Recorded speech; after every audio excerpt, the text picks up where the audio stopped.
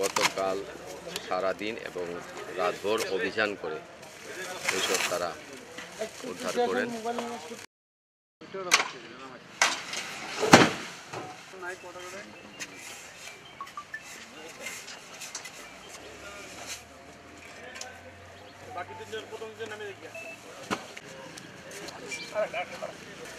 গতকাল সারাদিন এবং রাতভর অভিযান করে এসব তারা উদ্ধার করেন।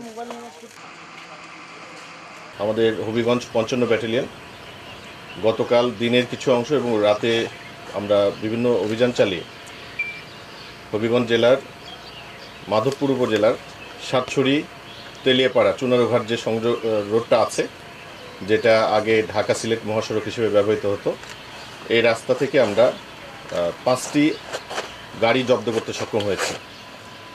এবং এই গাড়িগুলোতে আপনারা ইতিমধ্যে দেখেছেন, একটি পাথরের ট্রাকের ভেতর থেকে আমরা বিপুল পরিমাণ কসমেটিক্স জব্দ করেছি।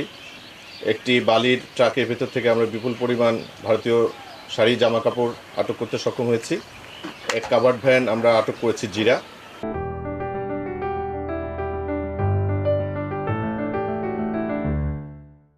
একটি ছোট মিনি পিকআপ থেকে আমরা আটক করেছি বিভিন্ন ধরনের চকলেট। এটার উপরে পাথরের টুকরা এবং ইটের টুকরা ছিল। এবং আরেকটা গাড়ি জব্দ করেছি, যেটাতে ভুয়া কুরিয়ার সার্ভিসের ট্যাগ লাগানো ছিল।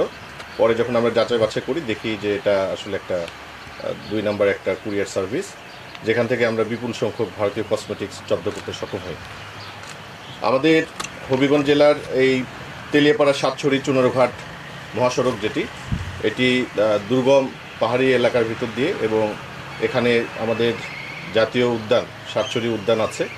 চোরাকারবারীরা এই রাস্তার অ্যাডভান্টেজ নেওয়ার চেষ্টা করছিল, বাট সাম্প্রতিককালে আমাদের দৃঢ় পদক্ষেপের ফলে, আমাদের গোয়েন্দা তৎপরতার কারণে এবং বিজিবির অত্যাধুনিক প্রযুক্তি সক্ষমতা ব্যবহারের ফলে চোরাকারবারীদেরকে আমরা বিট করতে সক্ষম হয়েছে।